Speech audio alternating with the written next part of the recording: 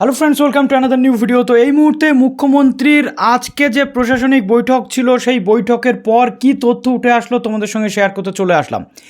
এখানে প্রত্যেকের জন্য কিন্তু তথ্য রয়েছে, যারা গভর্নমেন্ট সার্ভিসের জন্য বর্তমানে মুখিয়ে আছেন তাদের জন্য, যারা যুব শক্তি বা যারা অন্নপূর্ণা ভাণ্ডারের জন্য তথ্য চাইছেন, প্রত্যেকের কিন্তু আজকে এখান থেকে আপনারা এই একটা ভিডিওতেই তথ্যগুলো পেয়ে যাবেন।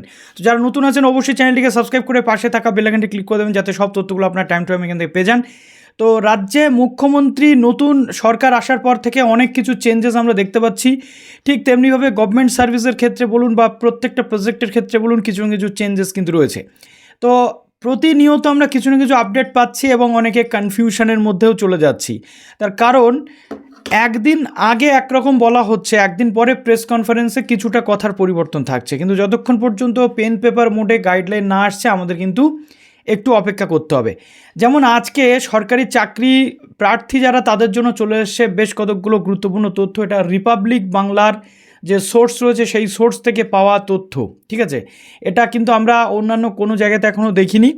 কী বলা হচ্ছে, সংবাদ মাধ্যমে যে প্রকাশিত খবর রয়েছে সেটা 100% শূন্য পদে নিয়োগ করার প্রতিশ্রুতি গভর্নমেন্ট যেটা দিয়েছিল সেটা নিয়োগ করা হবে, এবং সরকারি চাকরি প্রার্থী যারা রয়েছে তাদের প্রত্যেকটা যে চাকরির পরীক্ষার জন্য অনেকটা ফর্ম ফিল আপের চার্জ কিন্তু লাগে, সেই চার্জ তুলে দিচ্ছে গভর্নমেন্ট। এবং বলা হচ্ছে যে সরকারি চাকরির ক্ষেত্রে বিনামূল্যে যাতে আবেদন করতে পারে ক্যান্ডিডেটরা, সেটা দেখা হবে। এবং ইন্টারভিউতে যে নাম্বার সেটা কমিয়ে দেওয়া হচ্ছে, 5 নম্বরে আনা হচ্ছে, ম্যাক্সিমাম ইন্টারভিউতে 5 নম্বর থাকবে।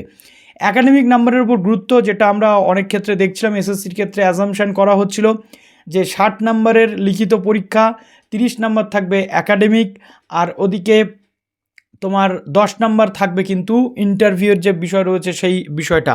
এটা আমরা দেখছিলাম। এবার প্রশ্ন হচ্ছে যে এই পরিস্থিতিতে দাঁড়িয়ে অনেকে আবার দাবিও তুলছে যে একাডেমিক নাম্বারের কী বা প্রয়োজন। তার কারণ আগের যে ক্যান্ডিডেটরা আছে তারা নতুন ক্যান্ডিডেটদের সাথে একাডেমিক নাম্বারে কখনো পেরে উঠবে না, এই নিয়ে একটা দ্বিমত তৈরি হচ্ছে। এবং বর্তমানে যারা চাকরি প্রার্থী আছে, বর্তমান জেনারেশনের নয়, এবং যারা অনেক আগের ক্যান্ডিডেট, সেই সমস্ত ক্যান্ডিডেটরা দাবি তুলছে যে একাডেমিক নাম্বার এতটা বাড়ালে চলবে না।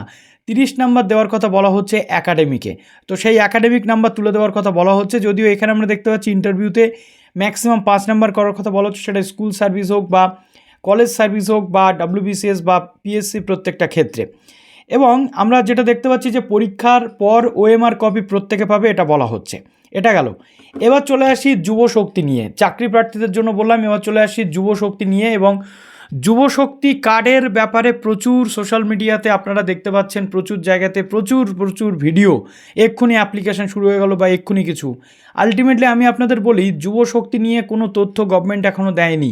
কবে দেওয়া হবে কী বৃত্তান্ত, প্রত্যেকটা প্রজেক্টের একটা ওয়েবসাইট আছে, সেখানে যে প্রজেক্টটা চালু হচ্ছে সেটা ইন প্রোগ্রেস দেখাচ্ছে বা শুরু হয়ে গেছে এমন দেখাচ্ছে, কিন্তু যুব শক্তির ক্ষেত্রে কিন্তু পেন্ডিং আছে। অতএব যুব শক্তি ভরসা কার্ড কবে হবে, কী বৃত্তান্ত, এই নিয়ে সঠিক তথ্য এখনও পর্যন্ত গভর্নমেন্ট পাবলিশ করেনি।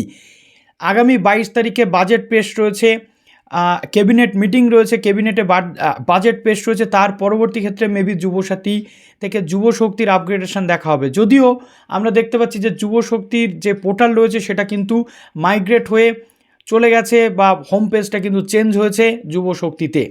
এবার প্রশ্ন হচ্ছে নেক্সট কবে কী হবে সেটা পরে বলা যাবে। এখন যারা বিভিন্ন রকমের তথ্য দিচ্ছেন সবটাই নিজেদের মন গড়া তথ্য, এই তথ্যের কিন্তু কোনো গুরুত্ব নেই যতক্ষণ পর্যন্ত গভর্নমেন্ট কোনো গাইডলাইন দিচ্ছে। নেক্সট যেটা রয়েছে অন্নপূর্ণা যোজনা। অন্নপূর্ণা যোজনাতে আমরা কয়েকদিন আগে দেখেছিলাম যে উত্তর চব্বিশ পরগনার ভেরিফিকেশান নিয়ে অনেক মত প্রকাশ চলছিল। সেক্ষেত্রে যিনি এই ডিপার্টমেন্টের মিনিস্টার ইনচার্জ রয়েছেন অগ্নিমিত্রা পল ম্যাম, তিনি বলেছিলেন যে এই যে প্রসেস এটা কোনোভাবে পাবলিকের ওপরে থাকবে না, এই প্রসেসটা অটোমেটিক প্রসেস, লক্ষ্মীর ভাণ্ডার থেকে অন্নপূর্ণা ভাণ্ডারে সরাসরি মাইগ্রেট হয়ে যাবে এবং কাউকে কিছু করতে হবে না, শুধু ব্যাঙ্ক ডিবিটি লিঙ্ক করা থাকলেই তারা টাকাটা পেয়ে যাবেন। কিন্তু প্রশ্ন হচ্ছে যে এই যে সিস্টেমটা এটা কীভাবে হবে সেটা নিয়ে কোনো গাইডলাইন ছিল না, এবং নতুনদেরকে অ্যাপ্লাই করতে হবে এমনটা বলা হয়েছিল। কিন্তু আজকে আমরা মুখ্যমন্ত্রী শুভেন্দু অধিকারীর বক্তব্য শুনলাম, যেখানে বলা হলো আগামীকাল অন্নপূর্ণা ভাণ্ডারের ফর্ম কিন্তু পাবলিশ হবে এবং গাইডলাইন দেওয়া হবে, যে যত দ্রুত ফর্ম ফিল আপ করবে সে তত তাড়াতাড়ি বেনিফিট পাবে। এখন প্রশ্ন হচ্ছে এখানে অনেক জায়গা থেকে অনেক তথ্য পাচ্ছেন যে এই ফর্ম ফিল আপ সবাইকে করতে হবে, কীভাবে ফর্ম ফিল আপ করতে হবে। দেখুন, আরে ফর্মটাই তো বেরোয়নি, এখনও ফর্মটাই বেরোয়নি, এখনও কোনো গাইডলাইনটাই আসেনি।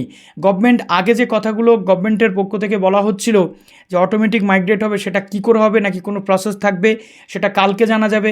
নতুন ফর্ম যে প্রশ্নগুলো আসে, সেটা কালকে যে ফর্ম বেরোবে সেটা কি সবার জন্য না শুধুমাত্র নতুনদের জন্য, এই প্রশ্নের উত্তর কালকে জানা যাবে।